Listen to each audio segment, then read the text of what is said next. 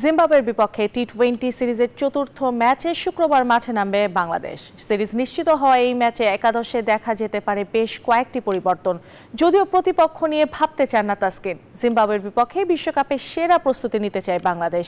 মিরপুরে দুই দলের লড়াই শুরু সন্ধ্যা 6টায়। জিম্বাবুয়ের বিপক্ষে চতুর্থ টি-20-র আগে টাইগারদের অনুশীলনে নতুনত্ব সাকিব মুস্তাফিজ। ইনডোরের নেটে নেমেই কাটার মাস্টারের বল খেলেছেন মিস্টার 75। অন্য পাশে হাতুড়ুর তালিম নিচ্ছেন অধিনায়ক শান্ত সৌম্য। হয়তো সিকান্দার রাজার দলের বিপক্ষে জ্বলে ওঠার মন্ত্রই দিচ্ছেন শীর্ষদের। ঢাকায় ফিরে ব্যাটারদের নিয়ে বেশি মনোযোগী টাইগার মাস্টার মাইন্ড। এর আগে অবশ্য মিরপুরের সেন্টার উইকেটে রিশাদ হোসেনকে পরখ করে নিয়েছেন spin bowling coach Mushtaq Ahmed.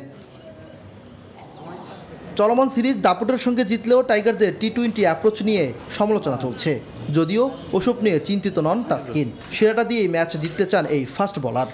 আমাদের মেন লক্ষ্য তো ওয়ার্ল্ড কাপ কেন্দ্রিক। এখন আসলে দেখেন, আমরা যারা প্লেয়ার আছি, আমাদের কাজ কিন্তু যেখানেই খেলতে আমি সর্বোচ্চ দিয়ে ভালো খেলার চেষ্টা করি। টি-20-তে 13 নম্বর দল জিম্বাবুয়ের বিপক্ষে আসলেই কেমন হচ্ছে টাইগারদের বিশ্বকাপ প্রস্তুতি?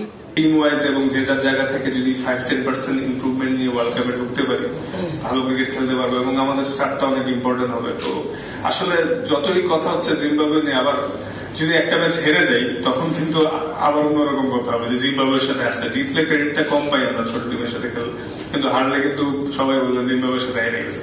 চতুর্থ ম্যাচে একাদশে দেখা যেতে পারে বেশ কয়েকটি পরিবর্তন। সাকিব মুস্তাফিজের সাথে ইনজুরি কাটিয়ে ফেরার অপেক্ষায় সৌম্য সরকার। ইমরান হোসেন, নিউজ 24, ঢাকা।